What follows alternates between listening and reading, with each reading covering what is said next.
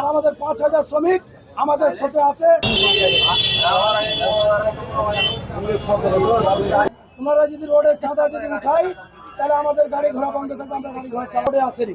এমনি ব্যাপারে প্রশাসনের লোকজন তৈরি চলেছে, ওরা টাকা খেয়ে লেছে ওদের দিক থেকে, ওকে বন্ধায় ওকে বন্ধায়। আজ প্রশাসনের লোকজন ওনাদের কাছে টাকা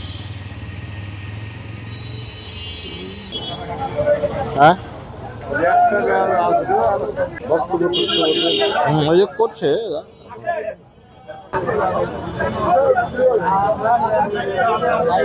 বাস ট্রাক যৌথভাবে বন্ধ আছে।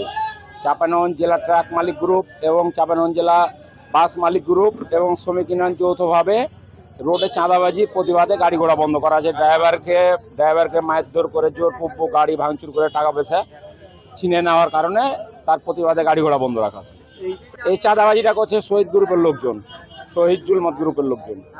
অনির্দিষ্টকালের জন্য ওই ঘর ভাঙবে, ওখানে উচ্ছেদ হবে, তারপরে আমাদের গাড়ি ঘোড়া চলবে।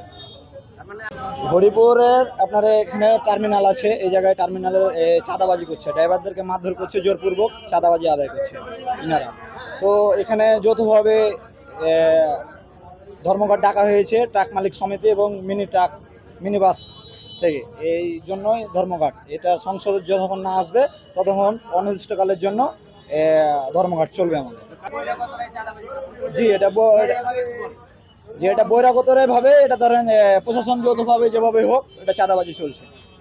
বাত ব্যথা, প্যারালাইসিস কিংবা আর্থ্রাইটিস, আধুনিক প্রযুক্তি ও অভিজ্ঞ বিশেষজ্ঞদের সমন্বিত চিকিৎসার নির্ভরযোগ্য নাম ডিপিআরসি। ধর্মঘট চলতেছে, কোনো গাড়ি চলতেছে না, এটা বড় একটা ভোগান্তিতে পড়ে গেলাম। অনেক দূরে যাব, এত দূরে জার্নি তো আসলে অটোতে যাওয়া যায় না, এই জন্য এখন বসে আছি গরমের মধ্যে, দেখি কখন এটার সমাধান হয়।